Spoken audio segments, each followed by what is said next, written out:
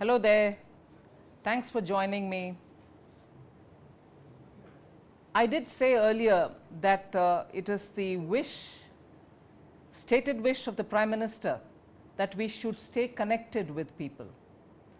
Not just at the field level, but we thought we should keep it alive almost on a daily basis, and that's why most of us ministers are active in the social media. But there are specific times when questions seem to be flooding in and you need to answer. So we thought we'll do a bit of a systematic thing about this, and since Monday we've been announcing that adopting the Ask Me Anything format, if you could send in your questions using the hashtag Ask Nirmala, I'll be available like today on Thursday evening to answer your questions. I'm so grateful to tell you that you've been flooding us with questions using the hashtag Ask Nirmala, and even today I'm being told by my team that it is #1 trending because of your support. And I'm very grateful that we have the entire team of my ministry out here. They are here to help me. They've been also being very supportive in giving us some of the answers for some specific questions that you've raised. And there we go. We now start off with the first question, which I take here, which multiple handles have asked me about. So I take that as the first one. It was asked also by Rajneel.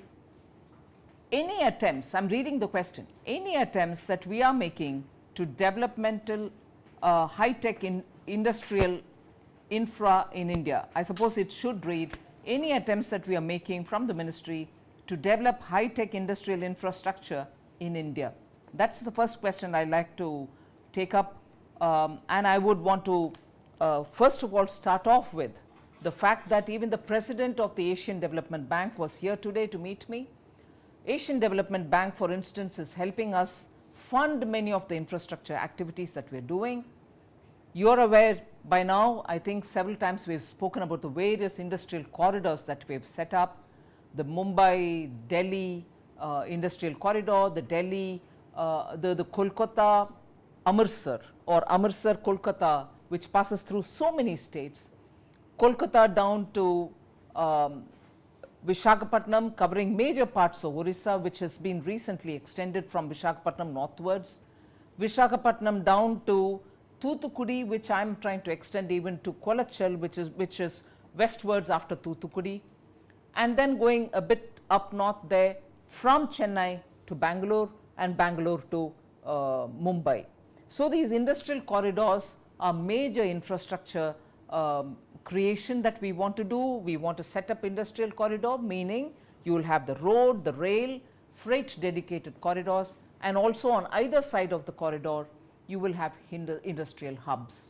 So yes, it is a very major, big investment program for the government, keeping in line with Prime Minister Modi's Make in India, so that the contribution from the manufacturing sector to our GDP can reach 25% level by the year 2020. So that's my first question response which I've given. We go to the second. The handle is made by India. The question is, will your government simplify the process for startups to acquire license to manufacture arms in India? Thank you for asking this question. It's a very important one. We are trying to streamline the process for grant of licenses for production of arms. But however, I must say, given the security and other considerations, strategic considerations, no specific relaxation of norms have been offered as of now for startups, maybe in the future. The third question, I could rapidly move over, is asked by somebody called NS Dokle.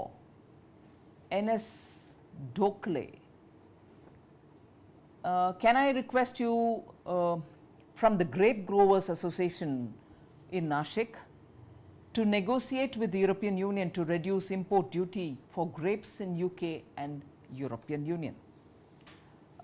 Very pertinent question, and particularly given the grape farmers of Maharashtra who have shown exemplary quality consciousness. I want to give you the assurance that as and when the negotiations happen, we will be discussing with the European Union, which presently includes UK, but of course Brexit process has already started off. After the resumption of the talks, I will certainly take this up. These are the first three questions. I will go to the fourth. This is by Deepak 7382. Exports and imports have been falling in the last 3 years. Are we heading for a crash? No, sorry Deepak, you missed some facts. Not true at all. Your question will have to be reworded. However, I want to give you my answer. We have had positive growth in exports in the year 16-17. In fact, we shouldn't forget, starting June 16, every month we have recorded a positive growth in our export. So, I think I will give you the data in a greater elaborate with content and everything else to your direct mail using the DM. I can do it, but this is crisply what I want to tell you before I move to question number 5. And this is Punit speaks. He says trade in services is going to be very crucial for India. The Trump effect is impacting Indian IT. What is government going to do about this? I just want to very briefly tell you that the joint statement that Prime Minister Modi and President Trump released after PM Modi's visit to the US speaks about how skilled professionals and also the digital India program and so on, how the digital engagement between the two countries is important, how both can benefit from it. And therefore, I want you to feel that I want you to understand that the two countries have appreciated each other's growth in this area and the impact that it is creating. And I also initiated, I want to tell you, outside of the US in the multilateral fora in WTO, we have submitted a paper so that we can have a trade facilitation in services in particular, but I can get to greater detail with you a bit later. Should I move over to question number 6, which is why are we allowing beef exports?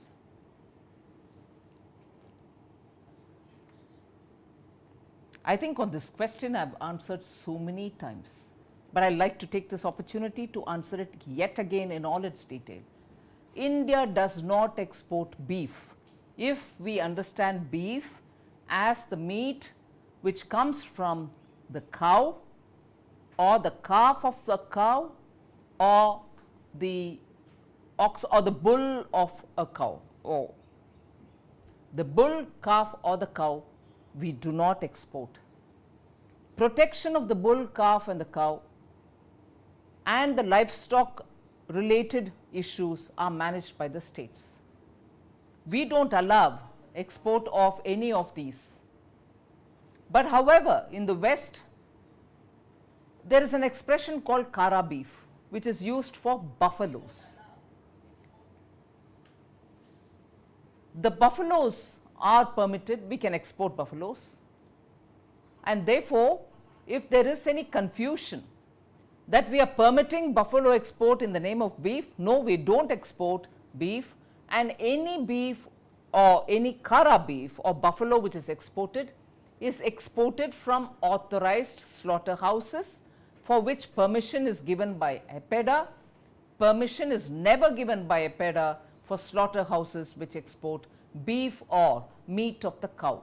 So, please be assured we do not permit, in fact it is completely prohibited to export meat of the cow which is otherwise referred to as beef.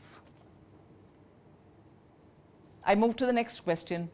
Abhishek VHP2, what is your reaction to the not in my name protests yesterday? I think today, being at the Sabarmati ashram, the Prime Minister has already replied for this.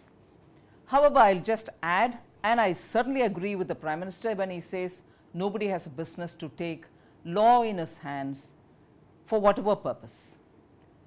I think it is also equally important for us to see what he had said in its completeness. He talked about how Mahatma Gandhi and Vinoba Bhave have also spoken about protecting the cow. They have done that. They have also talked about it. Most of their lectures also included it. So, whilst he agrees with them that cow has to be protected, he also says that nobody can take law into their hand, and I fully subscribe to that view he has expressed. But I will also like to add here that not in my name protest seems to be a bit selective in nature. Lynching, nobody wants it. Nobody wants lynching. But lynching is happening elsewhere too. People are being lynched in Kerala based on ideologies. There is lynching happening in West Bengal. Kashmiri Pandits were lynched out of Kashmir. Lynched, women were raped, their children were thrown out of their houses, their properties are all burnt. Lynching is happening there too. Nobody has, and I agree with the Prime Minister, nobody has a business to take law into their own hands. Nobody has a business to lynch anybody. When I said not in my name, protest seems to be a bit selective. This is what I mean. I want not in my name protests to be held in Kerala, to be held somewhere about the lynching which is happening in Bengal, about the lynching which happened in J&K, maybe in giving protection to the Kashmiri Pandits, maybe we have to do that again somewhere else too. So, I think the principle applies to everybody. No lynching anywhere, no taking law into our hands anywhere. We can't be selective about condemning violence. And I am glad that the Prime Minister has responded. I want now even the protesters to respond by saying, we will go doing this protest wherever human life is being hurt. We can't be selective in condemning violence. Can I move to the next one, which is, tell us more about Mangalore being declared as a startup district. Why Mangalore? This was being asked by DIV Babs, is it? Well, I am a member of parliament from Karnataka. There is a lot happening about startups in Bangalore. In fact, I would think Bangalore is over-serviced on startups, but there is ever so much happening among the youth in Karnataka. And I thought because the coastal districts,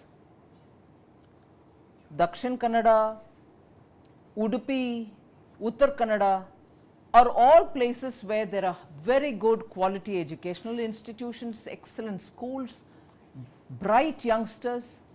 So, they need to be given an opportunity. I thought I will take it up purely because people do not have to go only to Bangalore within Karnataka to set up a startup if they can be provided this facility.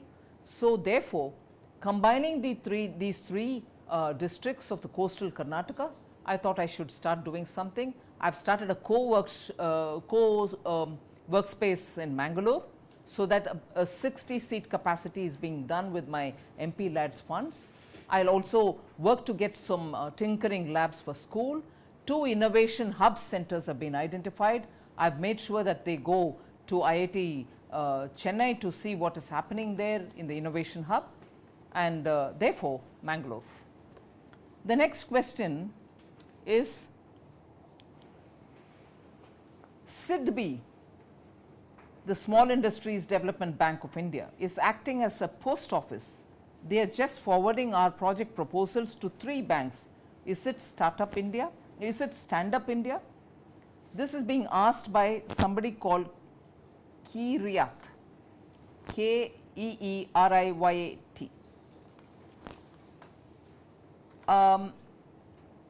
I wanted to tell about Startup and Stand Up, no doubt. You are aware the fund of funds was being implemented through the SIDBI. A corpus of 10,000 crore has been created. The disbursement should be happening over to Finance Commission till 2025. 600 crores have been released already on it. Further, the SIDBI has committed 623.5 crores to 17 venture capital funds, AIFs, under the FFS. The AIFs, after we've revised some of the rules, are required to invest twice the amount which they have received from the government from the FFS in startups. So there's a lot happening for it. However, the Stand Up India is not a program that we deal with, and that comes under the finance, and they will be able to give us more input on that. So before I move to the next question, I certainly want to keep reminding you, I'm here trying to respond to all the questions that you're asking. Please keep the questions coming. Hashtag Ask Nirmala. I'll move to the next question. Why does India not have a dedicated India at WTO website? There is no repository of our speeches and statements. This is by Pranav Gupta. Well, I don't think a dedicated portal is absent. What we are actually doing is the WTO information is all available in the DOC website, which is commerce.gov.in, and the WTO website, which is www.wto.org, also has a section dedicated to each member. Like for instance, India as a member, it has a dedicated section for it. So the India mission at the WTO also has a website which is pmindia@un.org. I read that again, http pmindia.un.org. So all of which, these are hyperlinked to the DOC website. You get all the information necessary, as much as a dedicated website can do. Hope you're keeping all the questions coming. Hashtag Ask Nirmala.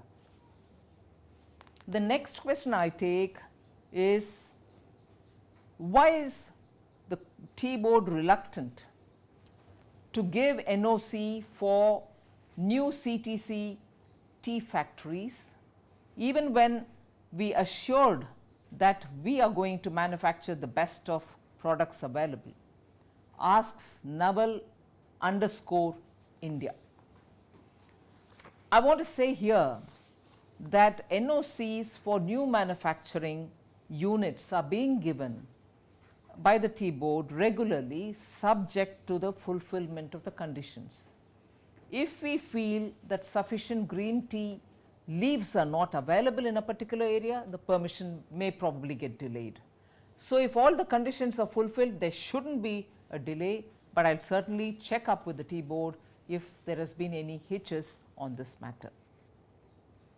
Should I continue with the next question, which is question number, I don't know, 12 possibly, by S_JAMATIA, and that question relates to, what's your view on closed tea gardens of the Doars and Darjeeling?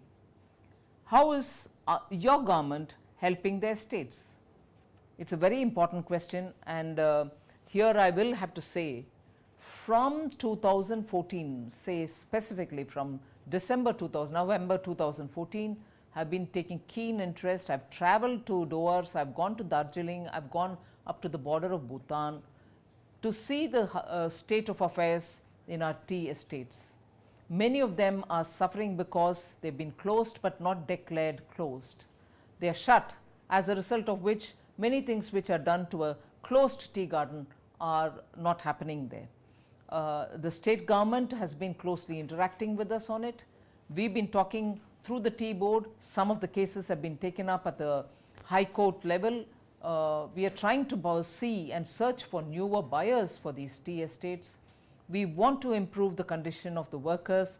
I'm trying to see if central benefits can reach these tea estate workers, so that even if they are practically closed, even if not declared closed, the benefits that should reach them till we find newer buyers.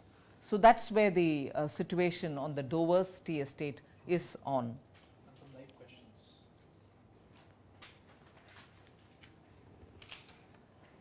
I've just been given a question, a live question I'm told, that has just come in by Sid Travelware. What impact of artificial intelligence you are foreseeing on Indian economy? What will be your policy? Oh, I'm so glad somebody asked me this question. As I said at the beginning, we want to have manufacturing contributing to our GDP. We want that contribution to increase to 25%. But of course, we are sitting with a manufacturing policy, which was probably made in 2011. We are sitting with an industrial policy, which is 2009.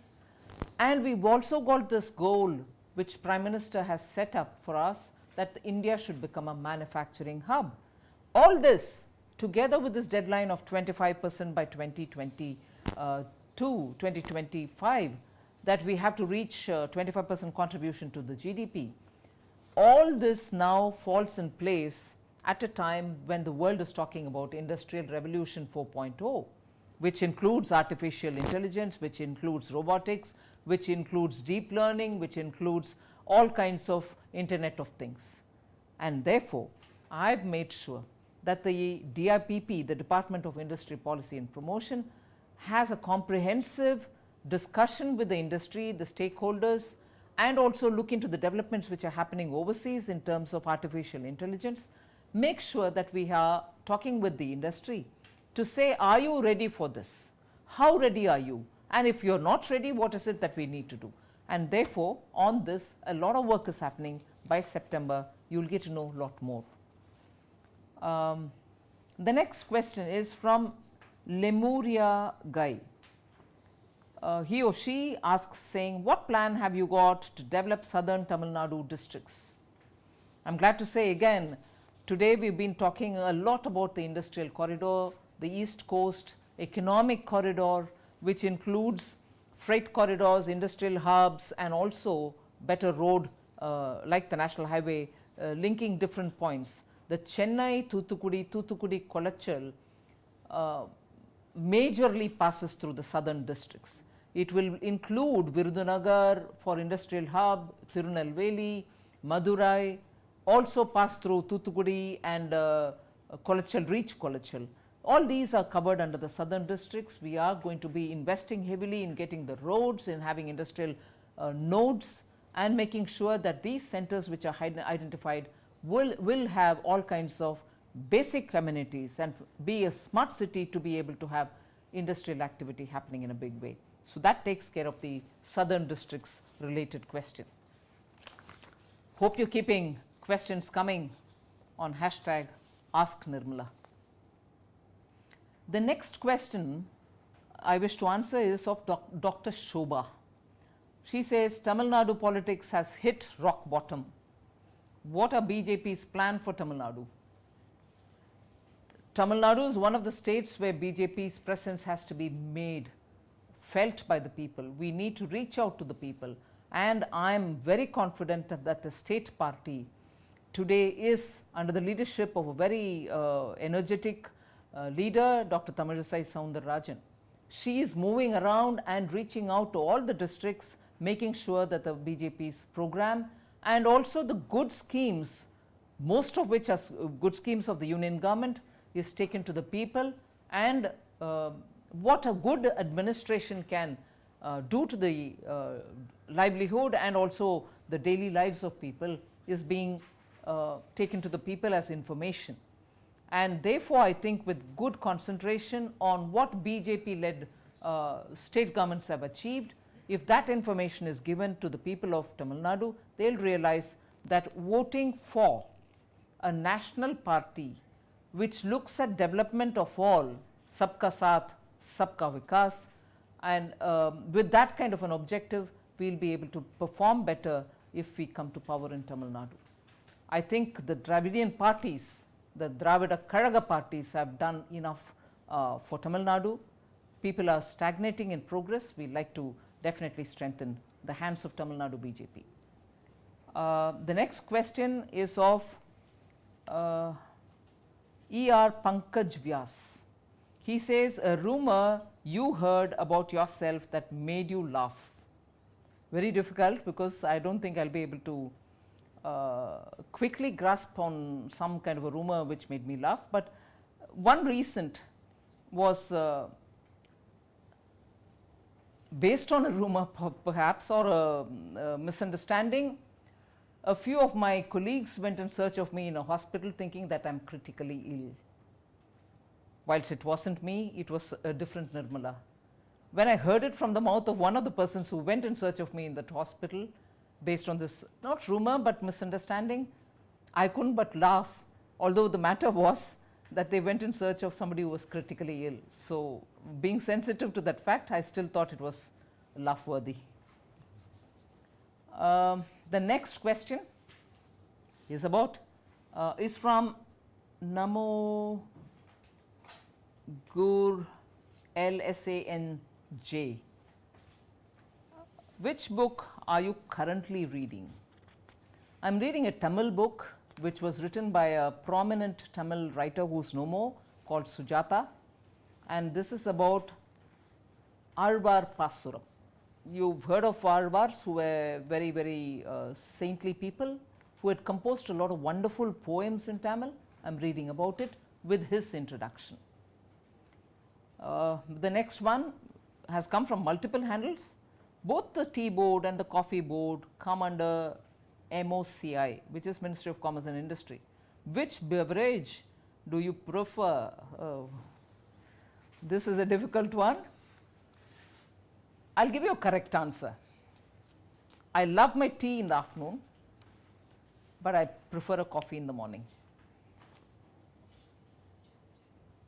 Thank you. I suppose with that, we have come to the end of this session. There are some live questions which are coming in here. This one is, I suppose, a very cute question from Rocky POV. What exactly is the difference between Finance and Commerce Ministry? What's your job? Oh, whole lot of difference between Finance and Commerce. The Commerce Ministry cannot function if Finance doesn't give me money. That itself probably will tell you what the difference is. And my job is to make sure that I disperse that money to the right people to enhance exports, to enhance commerce, commercial trade in this country. I suppose that's too simplistic, but well, the question is too short on that. The next one, I suppose, is from Jatin Shah, 1986. Why there has been no serious effort on GST awareness to SMEs, traders and small businesses from government side? Well, there has been a lot of awareness building sessions, not just from the government. The Chartered Accountant Associations has been doing it, the Cost Accountants Associations have been doing it, Chamber of Commerce are doing it in every state. We ministers are going to different industrial hubs and talking to them. It's been happening. Maybe you need more. I concede that. But you know, this was something which I want to bring to your notice, and this is what I will show you. Quite some time back, I think it was in May, I had said that we have, in order to achieve ease of doing business, we had taken 7,000 such steps. And I am glad to say, while meeting with President Trump, even the Prime Minister had said that. But somebody with a handle called Unicorn Baba had asked me, are you talking about steps you counted on Fitbit, Nirmala Sitharaman? That's the question. And I'll safely answer today, with Prime Minister having said this during his meeting with President Trump. No, we actually have taken 7,000 or more steps in order to bring in ease of doing business. But yet, I will also concede, I wish I can take those 7,000 steps in Fitbit, if only I can get a few minutes out of this. So thank you. It's been a very interesting session, and I'm sure we'll be able to do more of this. I could accommodate only these many questions, and I'm very grateful for the team which has been supporting me in answering, And all of you all have kept us trending on number one all through the session. And it's just been absolutely fantastic doing this. Thank you very, very much. And I hope to have a few more sessions sooner. I thank my team for being absolutely supportive. Thank you.